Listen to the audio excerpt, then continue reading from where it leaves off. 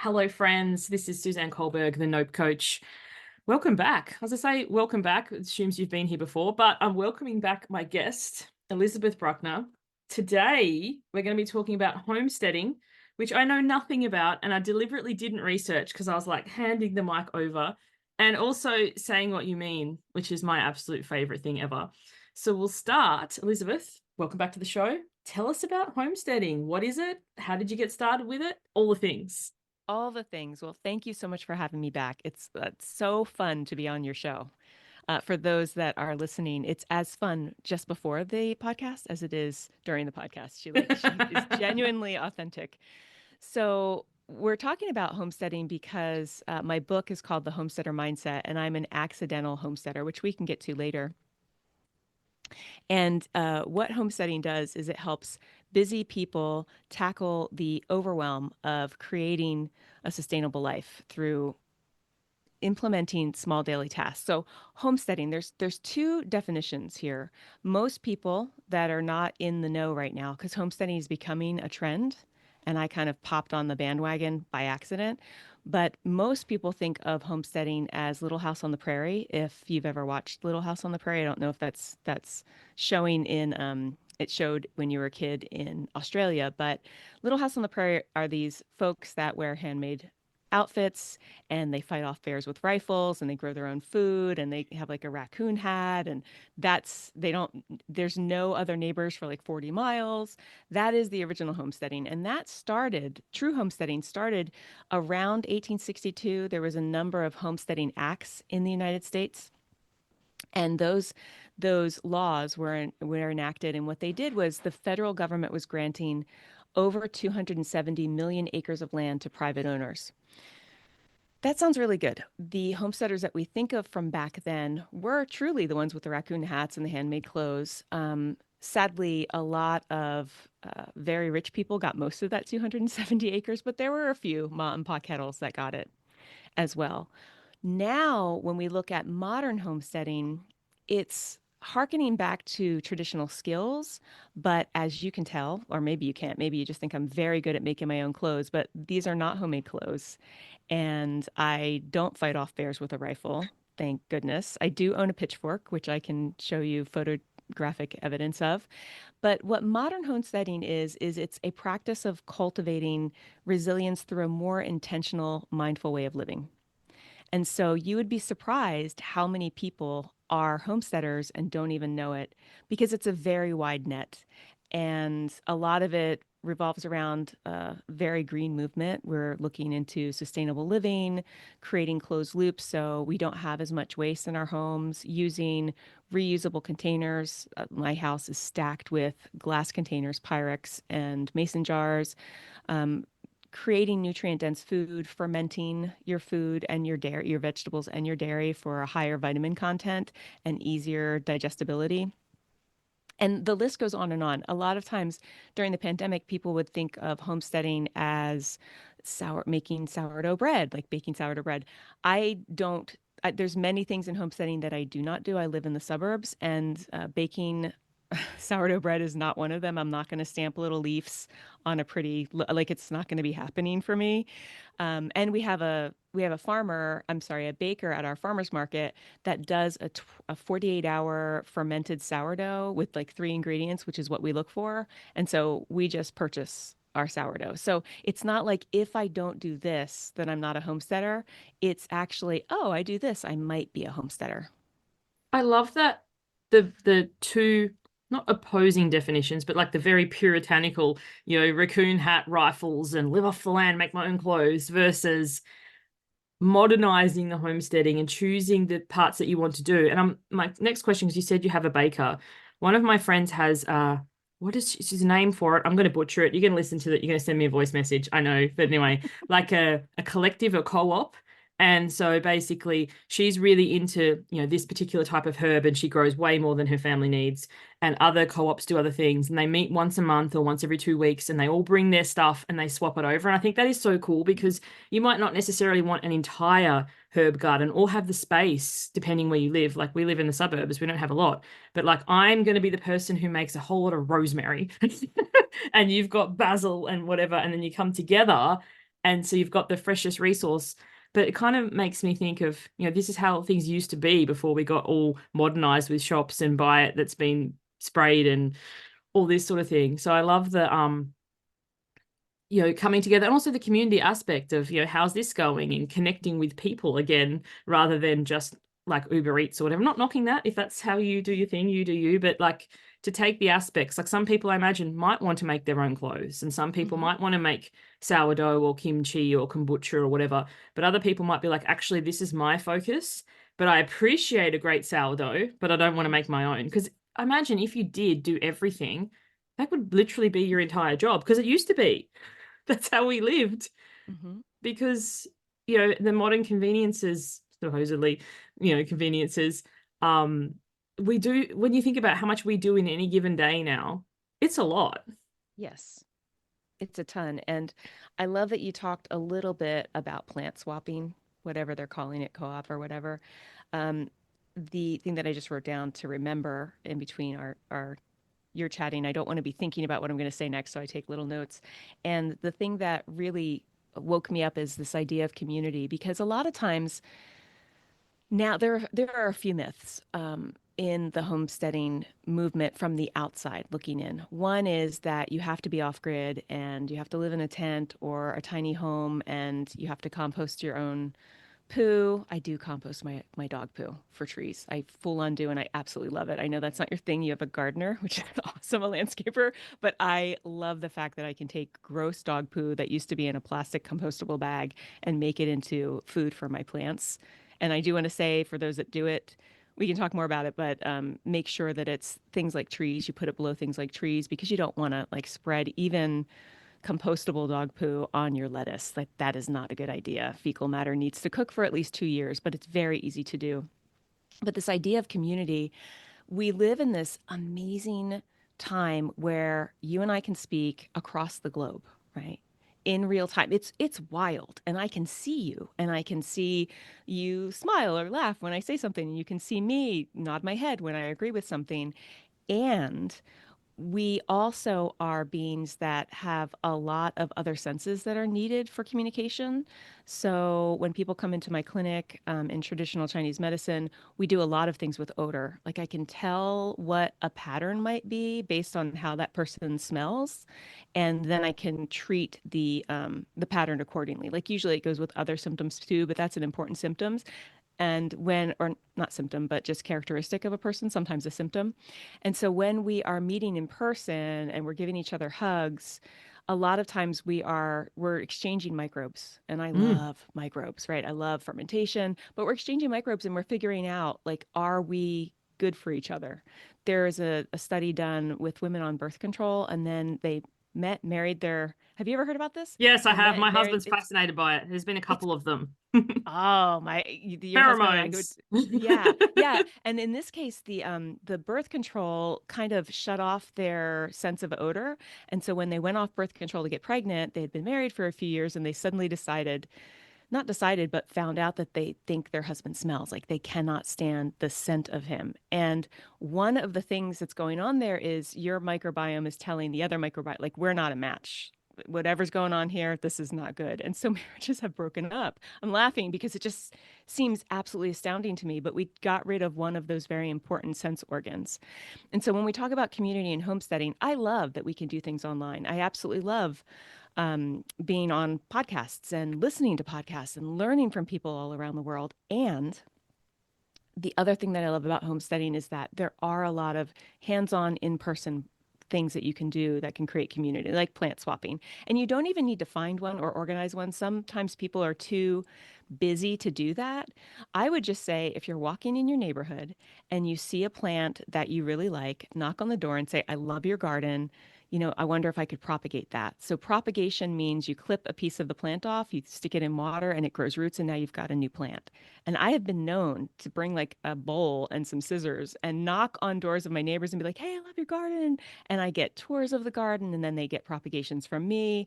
And this is a way of building community. This is a way that people know me. also in like the farmers market, because I think for me, the farmers market was kind of a doorway into sustainable living and homesteading. And at first it was like, oh, I'm going to be, my husband and I are going to walk hand in hand with a wicker basket and we're going to be all cute and bougie. And now it's my grocery store. It's like where I go.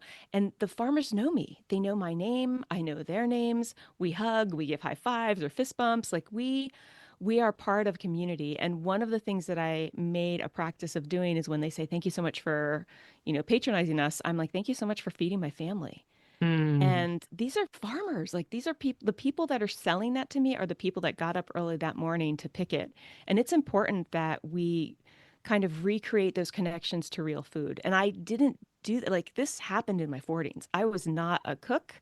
I was very intellectually based, very curious, but everything was from the head up. And like so I did yoga and I did movement to kind of get in my body. But the idea of feeding my body with whole nutrient dense food and being connected to the process completely evaded me for many years.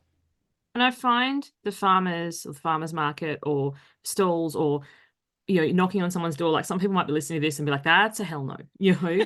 but they're usually very welcoming. And if they're not, you Yes. just don't knock there again or just don't patronize them again. But like where we used to live, there was a farmer. He would come I think it was every Thursday and then every second Saturday or something. And basically pull up with his truck, he'd sell what he had.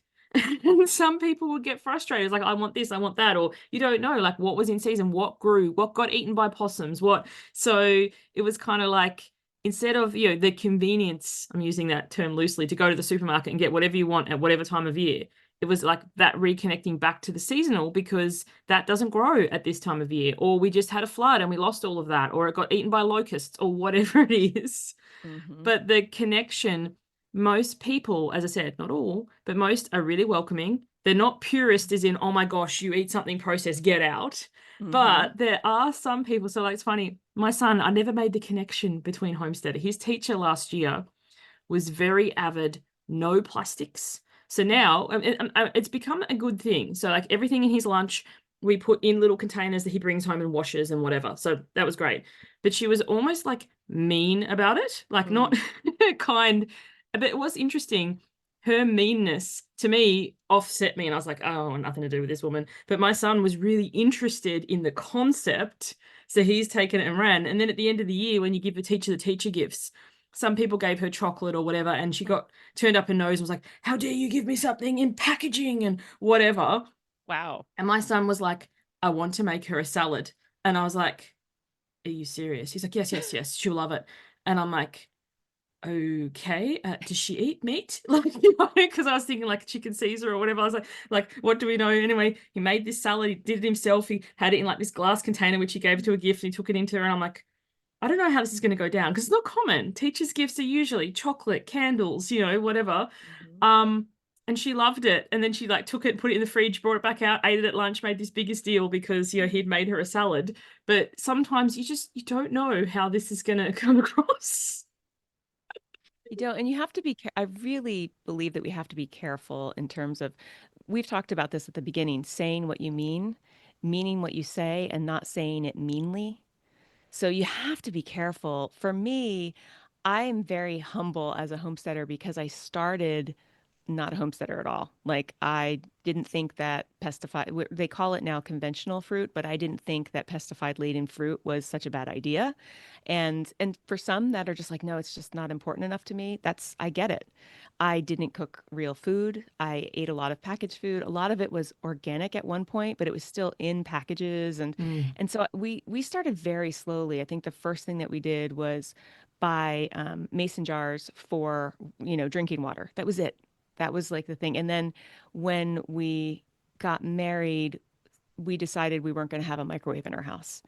And that was a big deal because, like, how do you cook food without a mic? Like, I grew up in a microwave nation, but it was a tiny little thing. And now it's really easy to boil water on the stove, and it's really easy to put something in the toaster oven. By the way, I cook all of my food in a toaster oven. Our kitchen is too small to have a juicy, beautiful fancy 1950s oven. So just for those that think like, well, if you have an oven, then you can do it. And if you have, no, you can start wherever you are, and you can continue forward in a way that delights you. We've talked about delight a little bit, but this in our last episode, but this is really important. This idea that don't don't listen to what we're talking about and go, "Oh my gosh, from now on we have to do no plastics and that's what we're going to do." It's like, "No, what do you hear here in this podcast that kind of ignites your curiosity and that makes you want to kind of delve into and discover on your own. And when you find things that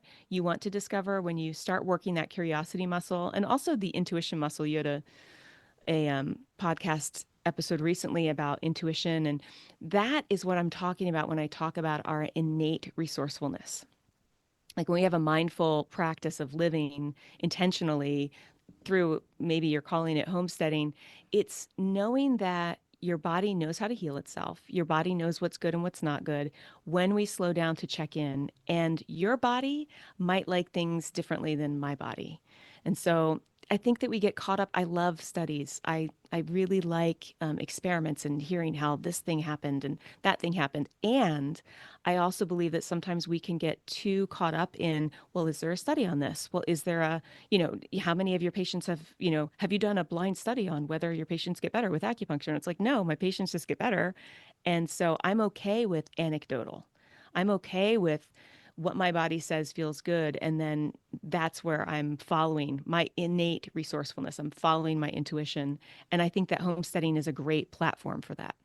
There's a couple of practitioners that I visit, energy channels, this sort of stuff, Mhm. that when I first went to them, I was kind of half like, what's this?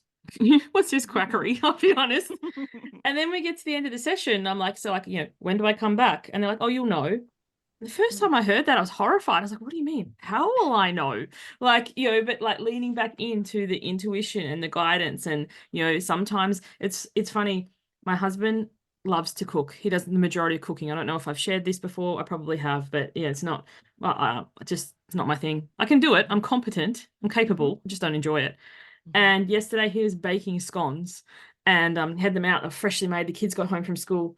And I was looking at the cream and I was like, it doesn't look right. Like it didn't smell bad or whatever. It was just like, it just didn't have the consistency. Like when I went to put the spoon in there, I was like, I don't know about this. And he's like, I literally just whipped it. And I'm like, yeah, I don't know. Anyway, it didn't taste off, but it also didn't taste good. So we just turfed it and just had the scones with jam. But all of this to say, it was kind of like, it was weird because it was like, I freshly bought it. I freshly made it. Like it should be fine. And it's like, yeah, but it's not. And I think Mhm. sometimes you have that intuition or that inkling, or it could be something that you have like milk or whatever. So it's got plenty of date, or I just picked it up yesterday, but you don't know how long Mhm. did it sit on the truck for, or was it a warm day and it wasn't refrigerated or whatever. Um, and yeah, sometimes forcing yourself to have something because it should be fine, or do something because previously you've responded well to it. Mhm. It's like fermented food a lot of the time I don't really respond well to, or certain types is okay, but not this. And Mhm. just knowing your body. And yeah, sometimes we've lost sight of that because some experts told us, like I remember when I first really got into fermenting and I was making kimchi and I was making kombucha and stuff, it made me feel like absolute shit. And I was Mhm. just like, just keep pushing on, just keep soldiering on. It's like if your gut's really inflamed, putting a whole bunch of fermented stuff in there is not the best idea. So I love your point. Listen to the episodes, listen to the resources, listen to whatever it is, take what feels curious or interesting to you and go, oh, I'm going to try that as an experiment. And Mhm. then if you have a different experience, allow that to be. Because I think that's the Mhm. case sometimes. Some people are so dogged on this was my experience, so it's going to be this way for everyone, and you just didn't try hard enough or you didn't want it enough. As soon as I hear that, I just shudder because I'm like, your experience is not everyone's experience. And that's why, as I said, my son's teacher last year, he got interested and curious and fascinated by it. I got put offside. As soon as someone Yeah. kind of like says something in a way that makes me feel shit about my current choices, I Yeah. just don't want to talk to you anymore. Yeah, same with me. Well, actually, sometimes it goes the opposite direction. Like I try so hard because in my 20s, I, like you, first of all, Suzanne has a book. You don't talk about it a lot, but you have a book out. And it's a great book about finding your innate resourcefulness and listening to yourself. I have not read the book yet, but I cannot wait to read it. I just found out about it yesterday. That's why I haven't read it yet. And my book also does the same thing. It's like, trust your body, trust yourself. There's a few things that you mentioned here. The one thing about the cream, there's a book called Blink by Malcolm Gladwell. Please buy that book after you buy my book and Suzanne's book. I'll pay you for the shameless plug later.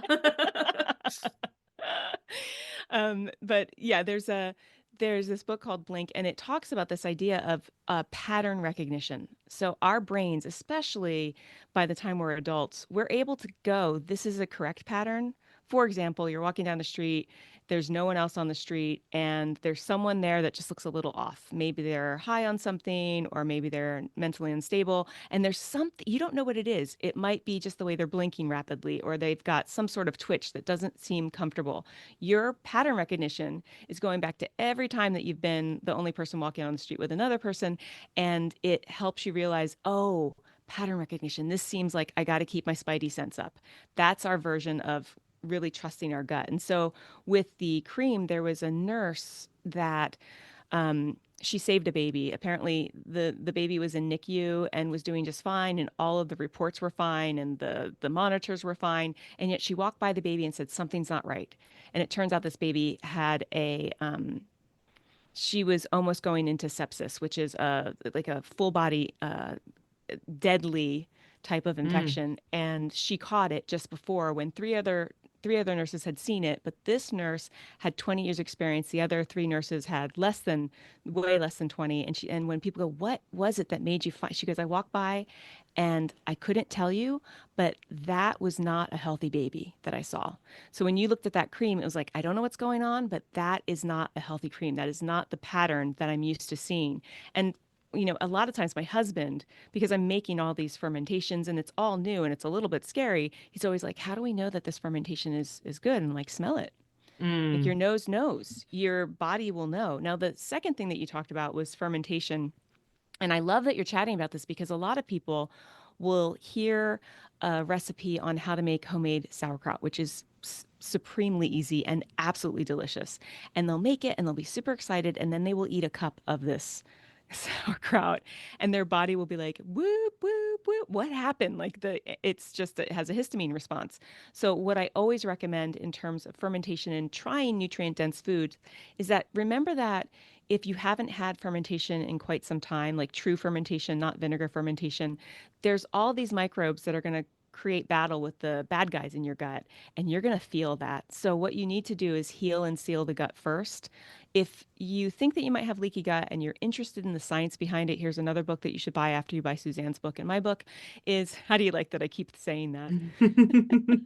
And it's called Gut and Physiology Syndrome, and it's by Dr. Natasha Campbell, and it talks about how to heal and seal your gut. One of the ways is having a little bit of meat stock, not meat broth, but meat stock with some collagen, just to kind of soothe your gut while it's starting to learn how to heal. And then when you're adding sauerkraut, especially, or kombucha or kimchi, which you were mentioning, especially if you notice that you're sensitive to it, slow down completely and then start with like an eighth of a teaspoon. And if that's too much, start with dipping a toothpick in it and just tasting. I mean, you go down to like a drop or less than a drop and build your body up from there, instead of doing something that's really violent because someone said, well, that's how you get healthy. Look at me. I have biceps on my biceps, right? I've got muscles on my muscles. I must know what I'm doing. That person's body is completely different than your body, and your body is the expert. And I think that's such an excellent point. When we find something or we want to make a change, we're often motivated, excited, inspired, and taking advice potentially from somebody who's been doing it for quite some time. So we want to inadvertently mimic what they're doing. And like, for whatever reason, when you were talking, what came to mind was Beauty and the Beast, and Gaston sings this thing, when I was small, I ate 4 dozen eggs, and now I'm big, I eat 5. And it's like, can you imagine, not saying that you should ever do that, but if you suddenly started doing something like eating 5 dozen eggs, I don't think you'd get off the loo. And you would smell. So we were talking about smell before, but it's kind of like your thing of like introducing letting the body readjust to that. And I think that's a step. Like, how many people decide to get fit in their 40s and 50s, haven't run since high school? Oh, I used to run 5Ks or whatever, go out and then pull a muscle and don't move for a month. Like, it's like, yes, you used to be able to, but right now your body is not in a place. And I think many of us, it's frustrating to meet your body where it is, Hmm. for our minds. Hmm. But then the gentle kind of approach and adding things in and changing it small. Like if my son's teacher, I know I keep harping back to this, but if she'd been like, okay, we're going to have no plastic Wednesdays or Hmm. no plastic recess, and here's why, or whatever, and slowly introduced it and kind of did it in a kind type way, she probably would have got us on side. But she was Hmm. kind of like, in my classroom, we don't have any plastics. And if he took in something like a packet of chips or something, like he'd just be made to feel like he was the worst kid in the world. Ugh, That's not the way to do no, it. no. And that's between like the difference between fear-based motivation and empowerment-based motivation. You are always going to get more bang for your buck, whether you're motivating your children or you're motivating people that are working under you, or you're motivating yourself, or you're motivating your inner child, you're reparenting your inner child. Empowerment based will always go farther than fear based. Fear based, remember, we've talked about this in the last. I think we talked about this. Yeah, routines and how it's Yes. down near the reptilian part of your brain. So is fear. Like that kind of. Whereas empowerment is more in your prefrontal cortex. I'm touching the front of my forehead and then I'm touching the base of my neck for fear based. And so we want to get out of that quick reaction. We want to utilize that for routines, but we don't want that for when we're making decisions on life changes. And when you're empowerment based, it's more open, it's more expansive. There's more opportunities and there are more options. When you're based in fear, it's very black and white. And so when I hear someone, especially a patient that comes in and they're like, I can't. I remember this one woman came in and she had a terribly sick husband who was an alcoholic. And I recommended Al-Anon to her, which is a peer-based community that helps people that have alcoholism in their family or friends and it's causing them trouble. And she goes, well, I could never leave my husband. I'm like, there are a lot of people in Al-Anon that do not leave their husband. And she went to this black or white, like, if I get help, then I have to leave him. And that's not the case. And so I think that's the difference between fear-based and empowerment-based. Now, I say that and I'm like, oh, I have such compassion for your kid's teacher. But if somebody was like strong arming me or my child into being guilted because they brought in chips, that might bring out the mama bear in me. I don't know. I But don't know your that I'd be as point there compassionate. about Al-Anon and the black and white, I Hmm. wonder how many people hear homesteading or, Yes. improving your inflammatory response or having fermented foods and then think, well, I have to ferment everything and I have to make Yes. my front lawn a home garden and I have to, and like Yes. it's become so black and white. Whereas to your point, it's like, okay, so what about this concept interests you? Like for me, I'm never Hmm. going to sew my own clothes. Like, Hmm. no, my son would. He actually wants to be a fashion designer. So maybe I'll have someone in the family do it for me. I don't know. Yeah. But, it's kind of like, what about this interests you and where do you want to start? As opposed to I have to overhaul my entire life by tomorrow and never, ever again should I have a piece of plastic in my house because then I'm this. And I think that fear base that you were talking about. So like, when it's fear based, it's like when I'm around that person, I'll behave like this because I don't want to be at Yes. their wrath.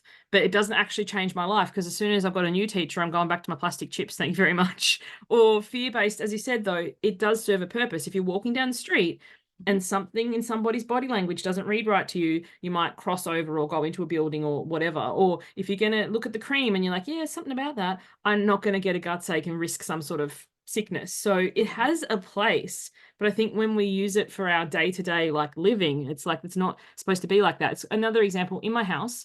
I have fire alarms, a couple of them. Like Hmm. that, sometimes they go off when I'm cooking. As I said, I'm not the best cook, you know, but it's kind of like when the alarm goes off, oh yeah, no, just open a window, Susan's cooking. Or does the alarm go off, we need to evacuate the building and call the fire brigade.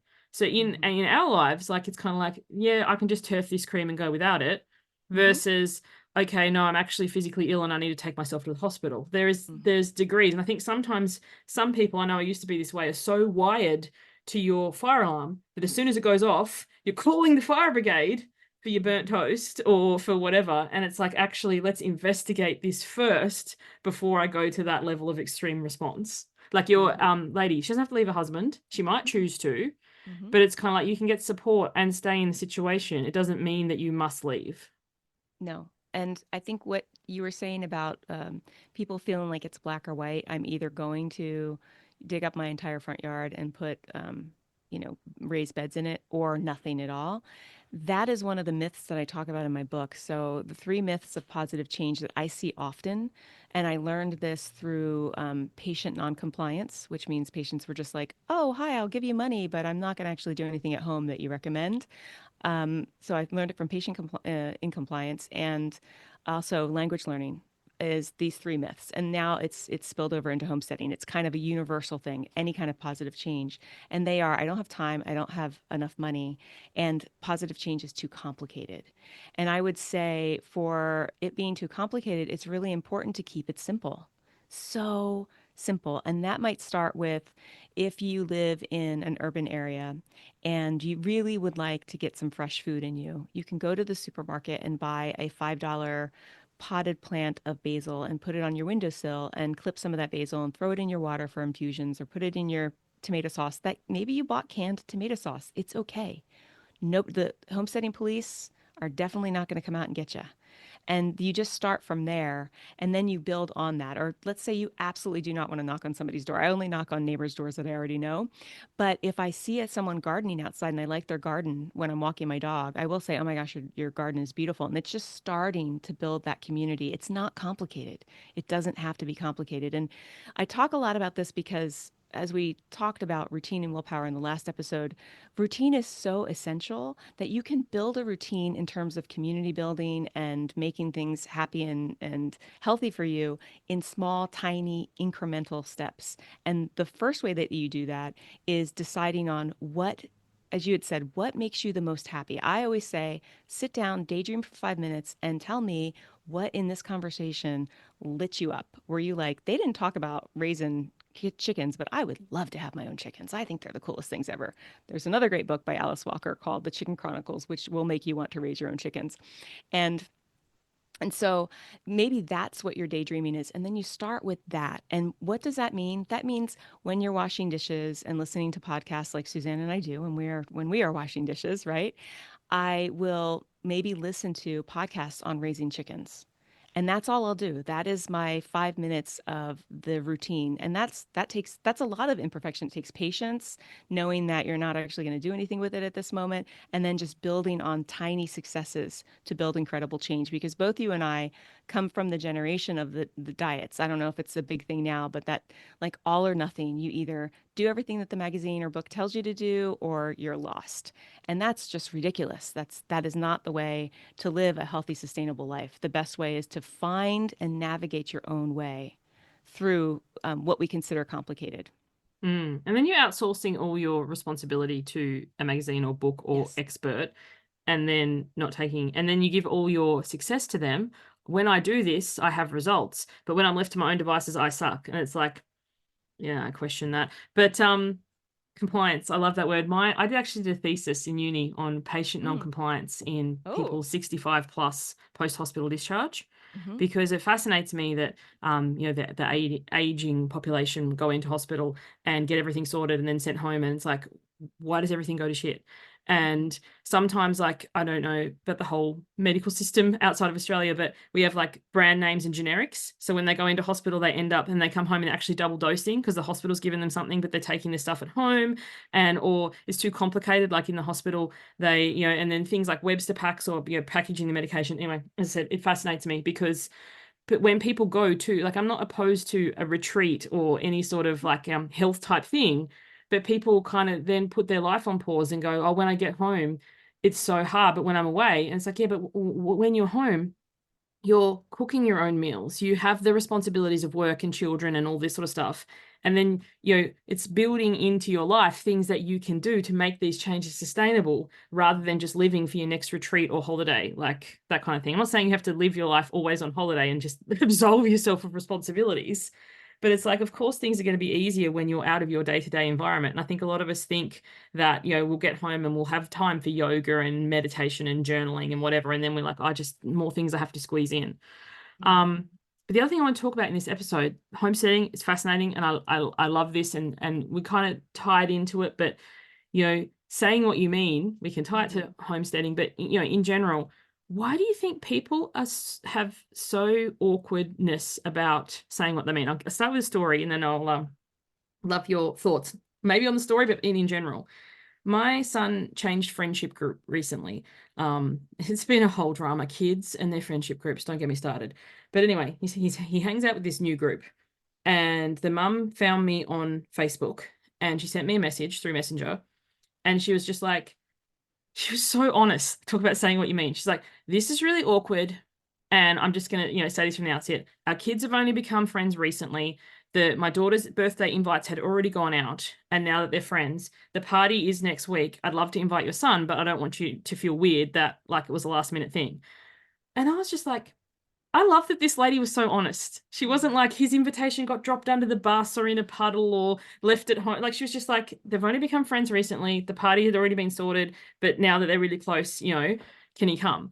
And I was like, why can't more people be like that? Because the elaborate stories that sometimes people make up, and I've been guilty of this in the past, it's like if someone invites you to something and you have no intention of going, but you don't want to say no because you feel rude or whatever. So you say yes, but then on the day you're like, or my car broke down or whatever it is. And that, like in the past, when I was much younger, a teenager, early 20s, I used to do that all the time. But now it's just kind of like, I think that's worse than being honest because if you're having something and like they've catered for me, like especially like a birthday party, they've got the little gift bags and they've got the played for the jump house or whatever it is, and you had no intention of going, why don't we just say, thank you so much for the invite. Not right now, not today. I'm unable to attend. End of story. Don't need war and peace. Don't need explanation. Just no. Mm-hmm. What are your thoughts on why people don't say what they mean?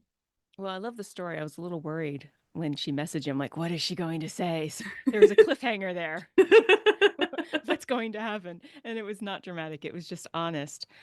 Well, I think one of the things that I think if we back it up a little bit, because say what you mean, but you have to know what you want. You have to know what you mean. And Hmm. so often we don't. We don't. We think, for example, that we don't want to hurt someone's feelings. And well, kind of maybe my husband used to always say to me, up until about my 40s, I got very, very sick. And that's when I got really clear on boundaries. And he used to always go, are we saying yes to this because you want to go or because you think you have to go? And I remember thinking, like, when do you not think you have to go? Like, I had no idea what it was like to connect with what was really true for me. And then I heard the story of Merl. And so Merle was my husband's best friend's dad. He's since passed. I never got to meet Merle, but I love Merle. The art of Merle is amazing. And so he was extremely introverted, loved to read. And his wife was, Nancy was super social. Like she's a social butterfly and I adored her and everyone else adored her too.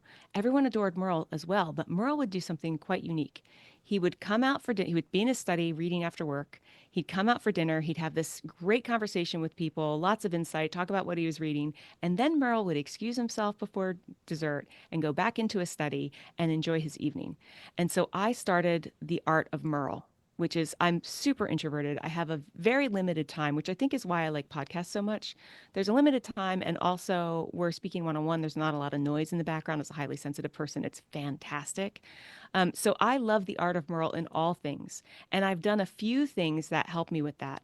Number one is I tell people that I'm introverted, and they are often quite surprised because I'm gregarious. You can be a gregarious introvert. I'm not an ambivert, like for real. Like, people, oh, well, maybe you're no. No, any kind of social event really tires me out if I'm not careful. And so I have started just taking a separate car than my husband because I know what I need. I know what I want so I can be clear with others. And so if someone says to me, like, we're going to start a party at 8 o'clock, do you want to come? If I'm really clear, yeah. Suzanne is like shaking her head no because she gets it. I'm very clear, like, that does not fit the pattern recognition for a healthy Elizabeth. That is the bottom line. Like I will be grumpy the next day. I won't sleep well. I'll get home maybe at midnight and I won't sleep until 2 because I'll just be fried. I'll be super wired and tired. And so when we get really clear on what we want and what we we ourselves need, then it's really easy to say what you mean. More so, I think we're missing that step a lot. And so one example of this, which I hope the introverts here take this away, we had a neighborhood house like progressive dinner. You start with an appetizer here and then you go to a, oh my gosh, the thing is like 5 hours long. I mean, it's crazy. And so I went, my husband and I walked, and he knows me. It's been about 20 years of him loving me doing the art of Merle because I'm no longer nervous or anticipatory grief of how long I'll have to stay. And he gets to be the social butterfly that he is. And so we went to the first house and we had this great talk and I got to meet some of my neighbors. And then I was like, okay, honey, I love you. Have fun. He stayed for 4 more hours, ended up in a hot tub, came home with wet underwear. Like he had so much fun. And it was late. I mean, I was asleep by the time he got home. I started to walk out and people were like, oh, where are you going? I'm like, oh, I've got a date with a book. I got to go. But I wish you guys the best. And so it's become this like I'm finally known because I'm really clear. I really do say what I mean. And people, oh, don't you want to go? It's like, no, I really do need to go. Like this is, and I'll joke. I'll be like, I hope you have a great time, and off I go. And so, and often I would say I go to 50% of the social events that my husband goes to, and it's just known. Like when I come to an event, it's like I'm a rock star because no one's seen me in 8 months. They're like, oh my gosh. And Chris, my husband is always like, gosh, everybody loves you. I'm like, it's because I'm never here. Like I'm just, and I don't mind that, but I say what I mean because I'm really clear about what is needed for me. Does that make I sense? think you've nailed it. I think the people don't say what they mean because of your point. Like, oh, can I, what do I want? We say yes out of a sense of obligation or because I don't want to hurt their feelings. But what about my feelings? Yeah. Like, and I love your point to I've got a date with a book. Like, as in I feel complete here. I'm not, Mm-hmm. I've got an early start tomorrow. I've got a big project to finish. I've got this. It's like, no, no, I'm done. And Mm-hmm. some people will get affronted by you being you, but Yeah. that's just the state of the universe. Like, you just need to open Facebook to see people getting affronted left, right, and center about something. But it's kind of like the clarity of saying what you mean. Do you know what you mean? I'm also highly sensitive, very introverted. People tell me all the time I'm an extroverted introvert or I'm ambivert.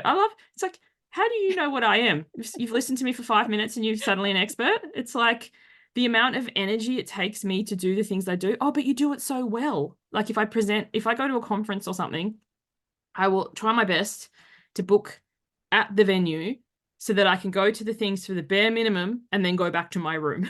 Mm-hmm. So it's just kind of like and sometimes some of the conferences that are half virtual, half in person, I will attend in person. And then when I've had enough of being in the room, I'll go back to my room and tune in because I want to listen to it, but I can't be in the energy of so many people because I'm exhausted.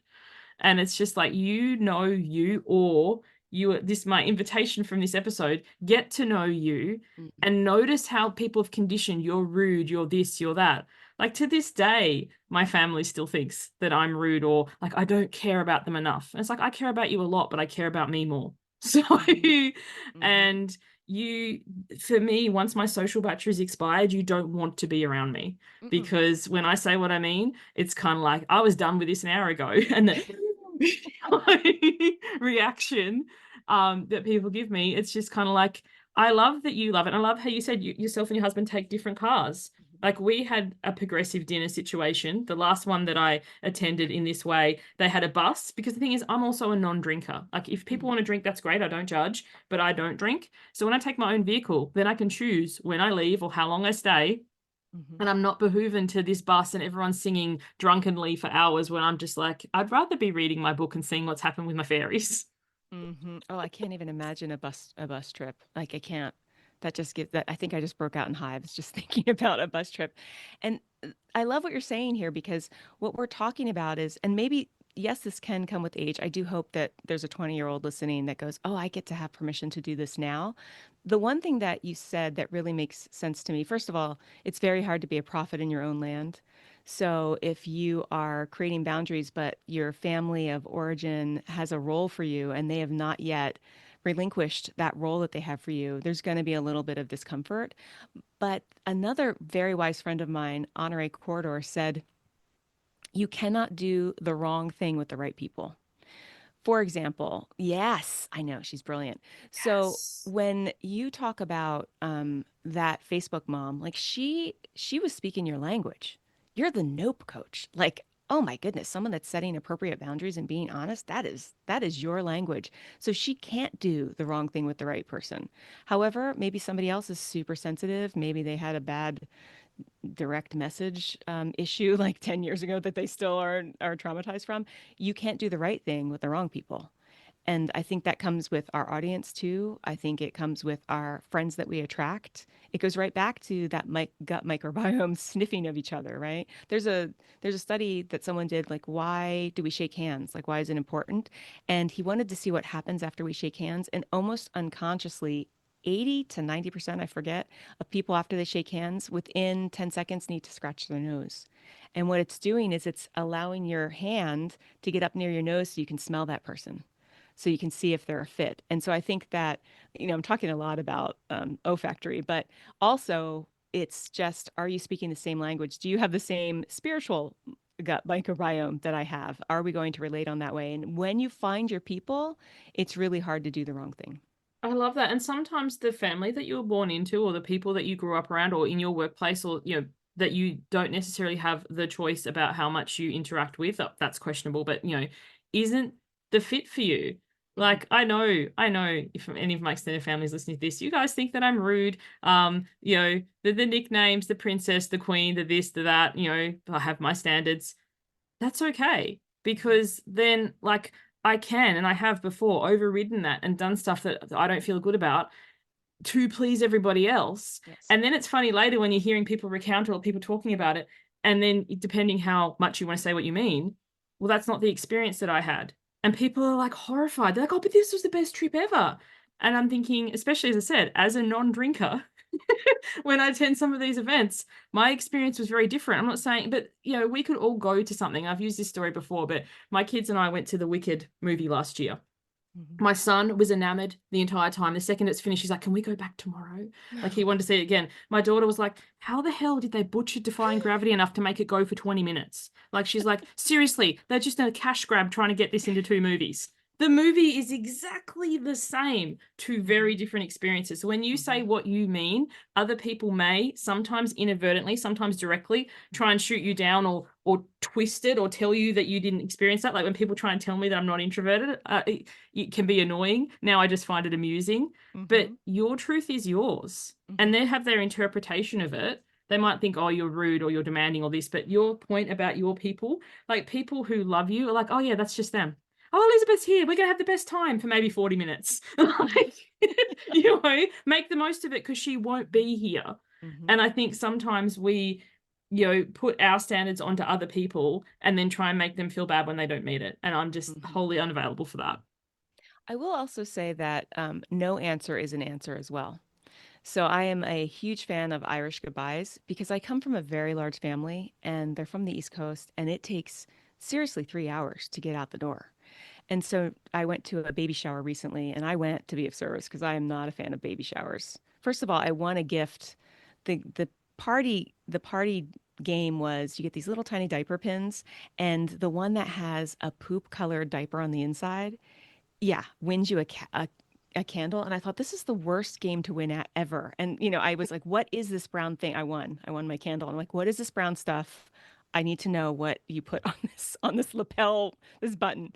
And so one of the things that I did at that showers, there were people sitting next to me. I'm like, have you guys heard of the Irish goodbye? And they're like, we do it all the time. I'm like, me too. See you guys later. And then I snuck out. I didn't say goodbye to the mother to be. She was busy unwrapping gifts, and I had stayed for longer. I usually stay about an hour. I stayed for an hour and a half because I didn't have my clock on me, and off I went. And I felt so good when I got in the car. It feels like a victory every time I take care of myself, because we live in a society where that is not the norm.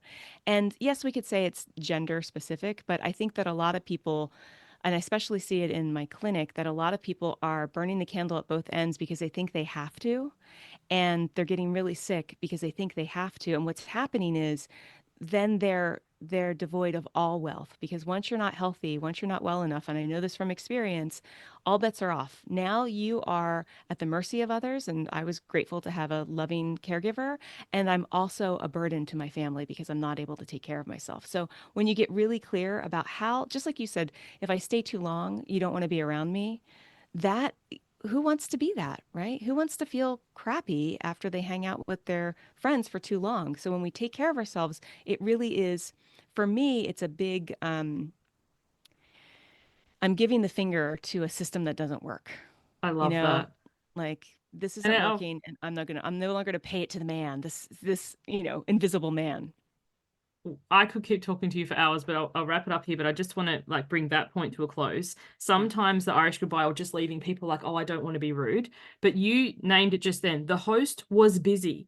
She Hmm. was interacting, she was engaging. So if you go and interrupt, hey, excuse me, to say that you're leaving, and sometimes once one person leaves, it starts a tirade, then Hmm. is it actually worse for her to not be engaging and having fun at her party, but to be shepherding all these goodbyes? Like Hmm. I run my business entirely online. I do Zoom meetings and stuff. And the first thing I say at the beginning, if you need to go, just go. Don't put it in the chat box. Don't interrupt me because I love live theatre. I love musicals.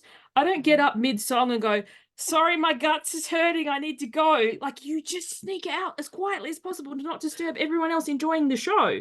Yeah. So it's the same from my point of view. Hmm. If you've got to go or you've got to leave or whatever, you might then later send them a message or an email or Hmm. a text. Thank you so much for inviting me. I enjoyed myself or whatever. Don't lie, but but like I just think sometimes the parade of yeah, and it annoys me actually when I'm attending a virtual event and people are like interrupting the person to say they've got to leave and the person saying goodbye to them, so they're losing the flow. Hmm. Just go. Just Yeah. leave. You don't need to announce it. You don't announce it at the theater, so you don't need to announce it at this sort of stuff unless the party's wrapping up. Then again, if you do want to leave early, to your point, and a couple of times I have tried to say goodbye, and people are like, "Oh, just stay 5 more minutes," and just get so awkward. And as you said, Hmm. your goodbye becomes 3 hours. When if you're just Hmm. like, "Yeah, I'm done," if you're literally talking to someone, say goodbye to that person. Don't just turn around and walk off. But you Hmm. don't need to go around and say goodbye to everyone if you don't want to. I think the secret is this is okay, this is the bombshell moment where we can close up is that we're just not that important. I am just not integral to that baby shower. Like my presence did not make or break the baby shower. And when Yes. you remember that, it takes the pressure off. That I love that. Like it's not a hot take, but it kind of is. It's not that big of a deal. And I think sometimes with people like, I don't want to be rude or this. It's like actually, if you framed it that I'm being more rude by interrupting the people who it is integral to, then I Mhm. think a lot of that pressure can be released off your shoulders. Because it's like, oh yeah, I'm not that big of a deal here. Yeah. I love it. Yay. We've solved the world's problems We've solved the world's today. problems in under an hour. Thank you. Elizabeth, let the listeners know because some people might not have caught your previous episode. If you haven't yet, go back, I don't know, 4 or 5 episodes ago. You'll find it. It was another amazing one. But let the listeners know what you do, all about your book, where they can find you, all the things. Okay, thank you for the moment to be able to do that. My name is Elizabeth Bruckner. I'm an acupuncturist and author of The Homesteader Mindset. I'm also considered a fermentation maven because I am crazy happy about fermentation. My book, The Homesteader Mindset, it's sold anywhere you can get books, Amazon and anywhere else.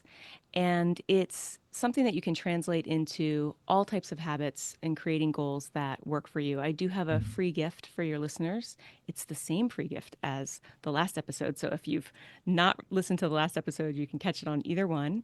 And you can get this Homesteader Habit Tracker, which not only gives you a habit tracker that you can fill out so that you can see your progress each week, but also it gives you a simple breakdown of how to create lasting goals that are digestible, like they're small, digestible bites. And you can get that at my website, which is www.createwellnessproject.com/gift, GIFT. I love it. Thank you so much, Elizabeth, for joining me. Thank you, everyone, for listening. Catch you on the next one. Bye for now.